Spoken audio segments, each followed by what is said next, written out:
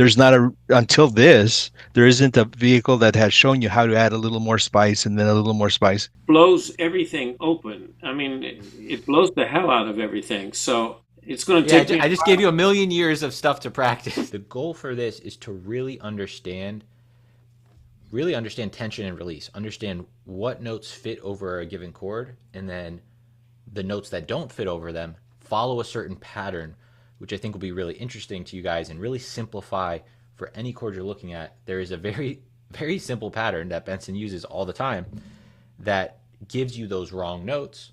And then you can use those wrong notes to create tension or do creative things, do kind of strange things that sound cool, and then just come back to the notes that work. So we'll look through that through three different main chord types: dominant, major, minor. Once we kind of understand that, we'll start to see the pattern. Then we'll start to workshop playing wrong notes purposely, kind of like a finish that line class, purposefully trying to target and hit certain wrong notes. I'll give you some examples, and then we'll kind of like workshop that so you guys are really, really solid on any of this. So the first thing to understand, we're talking about consonance and dissonance. And there's this, you can think about it like some sort of spectrum of, we have certain notes that are consonant, we have some that are kind of dissonant, slight dissonance, and then we have ones that create a lot of dissonance over that chord. What's cool about this is for any chord, it follows a very, very clear pattern of consonance to dissonance. Our chord tones are consonant. And if we go just starting at the root and move in thirds, we are going to go from consonant, the root, third, fifth, seventh, all in a row. Those are all consonant. They fit over that chord because they are part of that chord, right? If we continue, as we continue in thirds, the next three notes on any of these chords that we're looking at, and probably any chord in general, but I don't want to make that statement quite yet, they become what we call color tones or extensions, or what I'm sort of referring to here as slight dissonance. So over the B flat 7, if you add, we get to the 7th, we start entering these three notes, this area of slight dissonance with the 9th, with the 11th, or the 13th. If you're coming from a pure pop rock background, these can sound more dissonant to your ears, and it can take some time to get used to that. If you've been listening to jazz for a bit, these probably just sound nice to your ears, and they don't even sound dissonant per se. And then we have to talk about what are the other notes. So we have 7 notes here, but we're missing 5, right, in the 12-note, Western music system. So let's take a look at those 5 notes. So the notes we don't have here, we don't have B natural, right? That would be like our flat 9 against this. We don't have C sharp, a D flat. That's a sharp 9. We don't have E natural, sharp 11. We don't have F sharp, the sharp 5th. And obviously we don't have A natural, the major 7th, over B flat 7, because we have a flat 7 in B flat 7. Okay, so we have the consonant notes, the slight dissonant notes, and then all of these other notes. That's all 12 notes. And these 5 ones would be normally what we would think about or hear as a wrong note on a B flat 7. Obviously, there's some exceptions to this because a lot of times in jazz, we want to hit certain altered notes over a dominant chord, right? So we might be aiming for that note. It might be correct in the sense that we're trying to hit the sharp 5, but it's still a dissonant note in relation to B flat 7 in that it creates tension, right? So that's why we're trying to go away from this correct, right or wrong framework and more towards consonant and dissonance, because that's actually more accurate to notes we want or don't want for different reasons. Do you notice any pattern with these wrong notes or these dissonant notes? Any way we could categorize B, C sharp, E, F sharp, and A?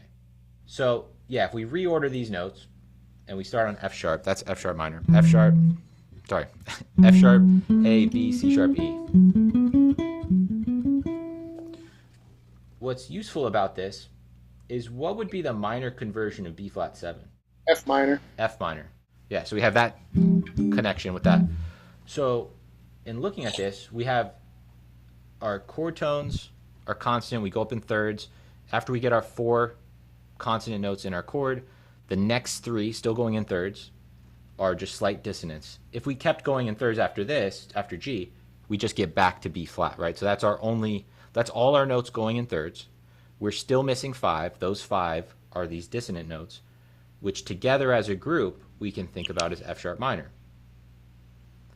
And the reason this is interesting as far as B flat 7 is because any of our dissonant notes we think about as part of F sharp minor. And if we just go down by a half step, now we're back in to F minor, which is another way to think about B flat 7.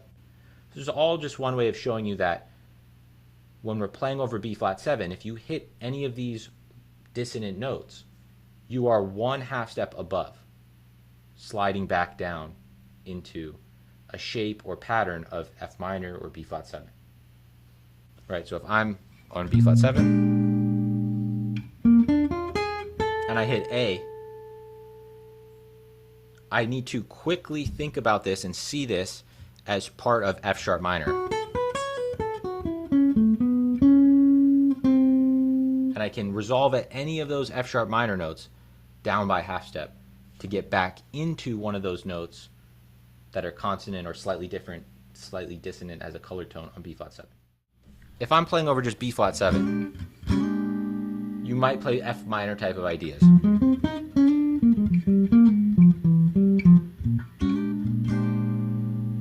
If we want to get some of these dissonant notes, whether we hit them accidentally as a wrong note, we didn't intend to hit them, or we want to intentionally try and get some more tension and color out of this than just notes that fit the scale, fit the chord, you would go for one of these notes that we labeled as one of these 5 dissonant notes.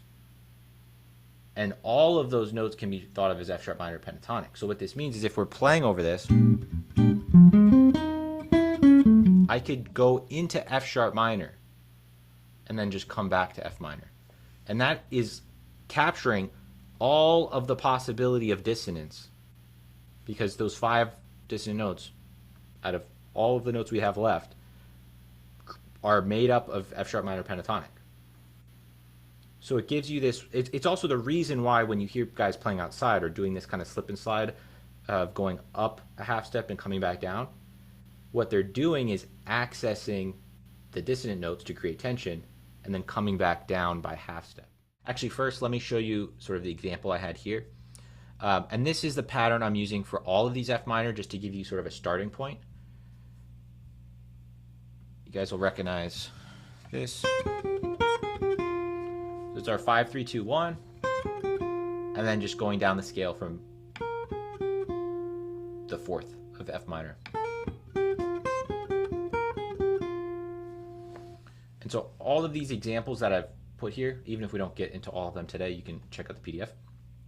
All of the examples for F minor start with this, because I wanted to demonstrate you can have this same idea. We don't need to modify the original idea to then target any of these other dissonant notes. So if we want to target the F sharp here, the way I just kind of did it right here, sliding into that. Let me play that along with this.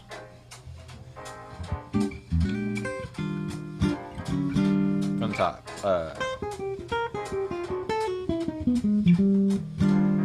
Let's do a different one.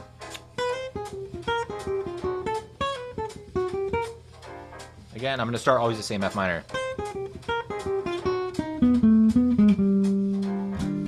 Again,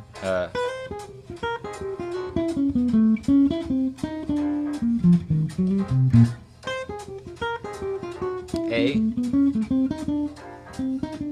Again.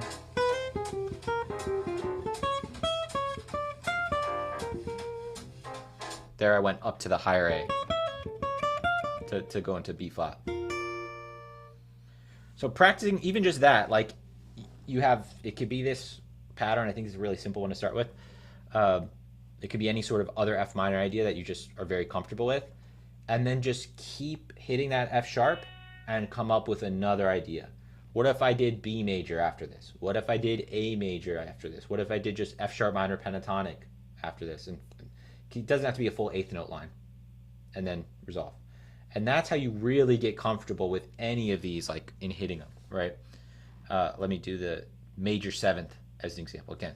If you guys want to see the rest of this masterclass, just sign up for Chase's Guitar Academy using the link in the description below, and you'll have access to all the other masterclasses in the coming months. So I will see you guys there, and I know you'll love it.